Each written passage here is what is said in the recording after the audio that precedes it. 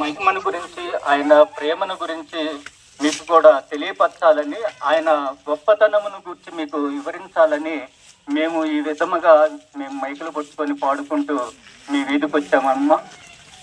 దయతో మేము చెప్పేది ఏంటంటే, యేసు ప్రభు గొప్ప దేవుడు, సర్వ సృష్టికర్త. ఆయన నేనే మార్గము, నేనే సత్యము, నేనే జీవమని చెప్పినవాడు ఆయనే. నా ద్వారానే ఆ తండ్రి యొద్దకు, ఆ పరలోక రాజ్యమునకు ప్రవేశిస్తారని చెప్పిన గొప్ప దేవుడు. ఎందుకంటే ఆయన తప్ప పరలోకానికి చేర్చగలిగిన దేవుడు అంటూ ఎవరు లేరు గనక. ఎందువలన అంటే ఆయన మాత్రమే పాపము లేనివాడుగా ఉన్నాడు గనక. ఆయన బైబిల్ చెప్తుంది, నాలో ఏమైనాను పాపమున్నదని ఎవరైనాను నిరూపించగలరా అని. ఈ లోకంలో ఆయన 2000 సంవత్సరాల క్రితం ఉన్నప్పుడు ఆయన ప్రజలను ఉద్దేశించి చెప్పిన మాట కనుక, ఏ పాపము లేని దేవుడు గనక ఆ నిత్య రాజ్యానికి, ఆ పరలోక రాజ్యానికి చేర్చగలిగిన దేవుడు ఆయన ఒక్కడే. ఎందుకంటే ఆయన మోహము, మదము, మత్సరము అను ఈ 5 ఏవైతే ఉన్నాయో మనిషిలో ఉండేటువంటివి, కామము, మోహము, మదము, మత్సరము అన్నటువంటివి జయించిన దేవుడుగా ఆయన ఉన్నాడు. ఆయనలో ఏ పాపము లేదు గనక ఆయన పరలోక రాజ్యానికి మన తీసుకెళ్ళటానికి అర్హుడు. ఎందుకంటే ఆయన మన పాపముల నిమిత్తం ఆయన ఆ శిలువలో బలియాగమయ్యాడు. ఆయన పాపము లేని వాడుగా ఈ లోకానికి వచ్చాడు. ఆయన పుట్టుకలో పాపం లేదు, ఆయన జీవితంలో పాపం లేదు. కనుక ఏ పాపి అయినా సరే రక్షింపబడాలంటే ఆయనకి ఆ పరిశుద్ధ రక్తము చేతనే గాని ఎవరును రక్షించగలరు. కనుక ఆయన చదివిస్తున్న మాట, నా ద్వారాన్ని దేవుని యొద్దకు మీరు రాగలరు గాని ఎవరునో ఆయన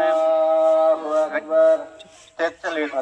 కనుక అమ్మ, ఈ సమయమందు మీరు ఈ ప్రభువునందు విశ్వాసం ఉంచిన ఎడల మీరు ఆయన్ని మీ పరలోక రాజ్యానికి వారసులుగా చేసుకుంటారు. మేమును ఇది వరకు ఆయన్ని విశ్వసించని సమయంలో మేము అంగీకరించలేదు, కానీ ఇదిగో ఈ సమయం మంది మేమును ఆయన అంగీకరించి ఉన్నాము.